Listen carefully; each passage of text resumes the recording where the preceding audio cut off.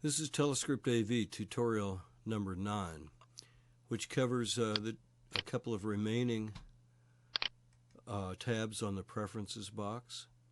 I still have my run list loaded, which is 8 scripts, starting with the HG Wells. These are the sample scripts that are included with TeleScript AV. I've set up my program to use a run list. I've loaded 8 scripts. I've got it set. Have set the prompter preferences, the script preferences, and the run list preferences. And now I'm going to go back to the preferences dialog, and I will select the controllers tab. If you're using a 10 push button controller, these are some items that will allow you to control the 10 push button controller. In particular, the speed gradient, which tells the program how much to change the speed on the prompter for a certain amount of knob movement on your controller. Moved all the way to the left, it will go from 0 to 60 immediately. If you have moved all the way to the right, it will start and move very slowly. This gives the smoothest speeds, but it won't go as fast.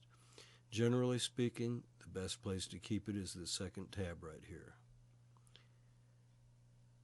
Under the dialog control, as you notice, we've had the full dialog control displayed. This indicates that we should keep the controller on top of the other windows so it doesn't get lost. We also have a choice to use the MiniDialog controller, which I'll select that so you can see the MiniDialog. It has only 2 buttons and a slider and can be used as a good substitute for the 10 push button controller in an emergency situation. In addition, you have your mouse control. Your selections are the cursor controls the speed, meaning that movement up and down of the mouse controls the speed.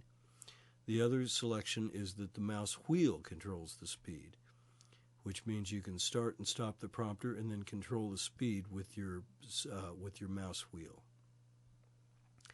This controls the mouse sensitivity and has nothing to do with the Windows mouse sensitivity. This applies only to TeleScript AV. If you do have a foot pedal, we'll return to this in a more advanced tutorial. I'm going to leave it on cursor control speed. We'll use the MiniDialog controller, and I do not have a 10 push button controller hooked up, so we'll go back to OK. Notice how this little bar popped up here. This is the MiniDialog controller. I'll go to prompt. The run list disappeared. I'll click the green button and begin scrolling forward and backwards. Now, just to show you the emergency, if you want to use your mouse, move the cursor out over the script, press down on the center button. You'll notice that the arrow turned yellow in the center. There's a small diamond-shaped cursor right between the A and the S in the word as. Move the cursor up and the script begins to scroll up. Move it down and the script begins to move backwards. You can control the speed by the amount that you move it up or down.